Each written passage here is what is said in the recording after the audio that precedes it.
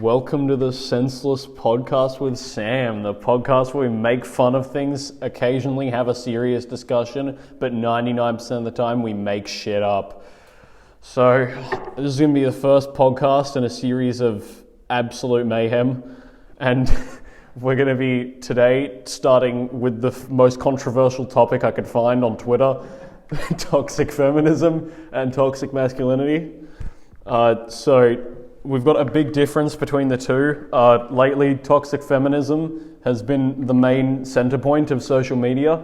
It's been shown off as women protesting aggressively, an attitude of kill all men, as frequently phrased, and thinking that all men are trash. There's a big difference between this and toxic masculinity. Toxic masculinity has been proven and told very much in the past 2 decades or so, that it is simply just men being strong and abusing their wives and being general dickheads to society. So we've had an uprise lately for equal rights, and women seem to be wanting the same rights as men. I have my own personal standpoint on this, and it's that rights are given to you if you deserve them. And obviously, the women do not deserve these rights. That's why they do not have them. But lately, they've been wanting equal rights. And this has been including things like equal pay, so no pay gap between women and men doing work. It's been an uproar in wanting to have no pay gaps, having equal roles in households. So women have been told over the past that they're good for things like cooking, cleaning, knitting, and caring for their husband and children. And due to things like transsexual operations where you can turn a woman into a man, these transsexuals have also been wanting these equal rights. I don't think they deserve these rights. So we've got the problem of women aggressively protesting. There's been many videos on places like YouTube, Twitter, and TikTok where there's been women aggressively screaming at men, trying to have a reasonable conversation in protests and trying to figure out what it is exactly that they want. And it's pretty hard to interview these nut jobs. But the main problem with toxic feminism is that it's really a burden to society, and it's becoming quite the over-exaggerated controversy. These toxic feminists, they've been really going at it, and I'd say it's attention seeking lately. They've been trying to get as much as they can get in terms of attention from media so they can push their cause further. But I think I've said enough shit about toxic feminists, and we should move on to why toxic masculinity is also not a good thing. So the problem with toxic masculinity is there's been people very lately, people like Andrew Tate, who have been over-exaggerating the abusive properties that some men can have. But there's also been people like Elon Musk, who simply, just because they're men, they run space factories and have money. And back to toxic feminists, they've been complaining that they don't have the money Elon Musk has. I wonder why. So these toxic masculinists, they think they rule society. At least that's what the women say. And the problem with this is that toxic masculinity has traits that include unconditional physical toughness, hyper-independence, and anti-feminist behavior. I have a feeling I might be a toxic masculinist, including other things like discrimination against people that aren't heterosexual. So they've been bullying the gays. And if Alex Jones taught us anything, it's that you shouldn't be bullying the gay frogs.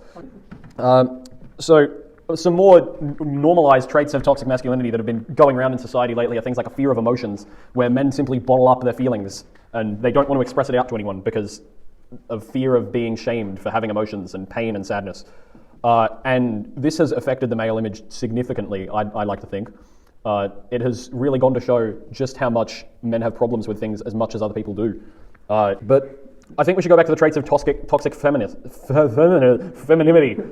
And they've been, Google directly defines this as a concept that restricts women to being cooperative, passive, sexually submissive, gentle, and deriving their value from physical beauty while being pleasing to men.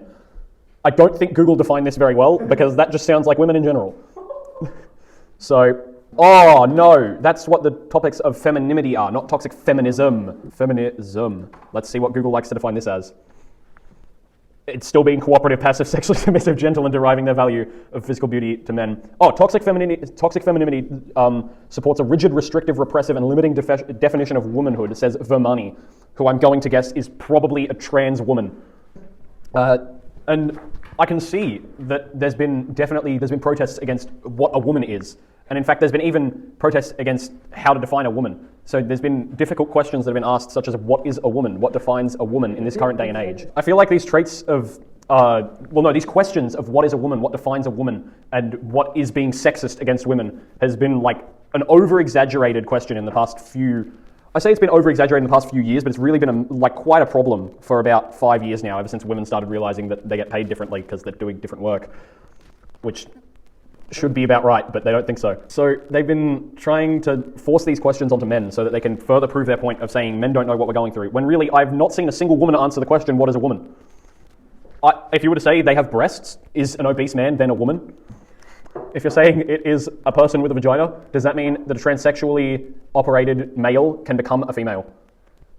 People don't seem to agree with that, so it's been a very controversial and difficult question to answer, and that's why we're covering it today.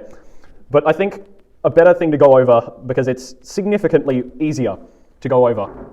So the most commonly found toxic masculinity behaviors are things such as being promiscuous, championing heterosexuality as the unalterable norm, being violent, being dominant, sexually abusing, and being stoic. I think there's one behavior that stands out from the rest of all of these, and that's being dominant. But this is a significantly easier challenge to tackle than toxic feminism. It's simply, we can fix this problem. The way that we have to do it is something that hasn't really been expressed well in the media, but surprisingly has been shown off by toxic masculinists such as Andrew Tate, who have told us how we actually need to deal with toxic men. And I think if you look at his Twitter after he came out of jail, you'll see exactly what I mean. It's all about having anime women to your side and dancing on Twitter. I want to point out, I've never seen a weeb be a toxic masculinist. I just want that to sink in for a second. Not a single person that has watched anime has been a toxic masculinist. So much so that the toxic masculinist of this generation, Andrew Tate, literally got converted into a weeb in about a month in jail. Sad to see another one go. So it really has been quite a problem lately of toxic masculinists versus toxic feminists. Who's worse? What's worse? What's going to cause more harm to society? I personally think it's going to be toxic feminism, which they protest a lot, which they protest for good reasons. Some of them they have good reasons for, I don't know, I guess things like equal pay. That seems relatively fair as long as they're doing the same job. And things like being treated the same as men, which I'm not sure they really want, but we can go with the fact that they want it. And it's quite a hard thing to think about, especially in this current generation where you can say anything about it and get cancelled. So I think that it's going to be funny to see what happens next with toxic feminists, but it's also going to be a drastic problem with toxic masculinists. I think to wrap up this session, what we're going to have to say is that toxic masculinists, it's quite a problem in abusive families and abusive households where women and children are being mistreated by their fathers, but the problem also arrives of toxic masculinists, toxic feminists. Yeah. So toxic feminists can also display these behaviors, which we've seen lately growing with things like the transsexual surgeries, where toxic men have become toxic women and kept acting like toxic men. And so we've had real problems of wives beating their children and husbands for things that they shouldn't be beaten for, which is what toxic masculinists do. Don't get me wrong, I'm not saying trans people are wrong in what they're doing, I'm just saying trans people are trans people. That means they're not people. We're going to get cancelled so quickly. But I think overall, the most important part of this to take away is which one of them is stronger physically and would win in a fight like an MMA.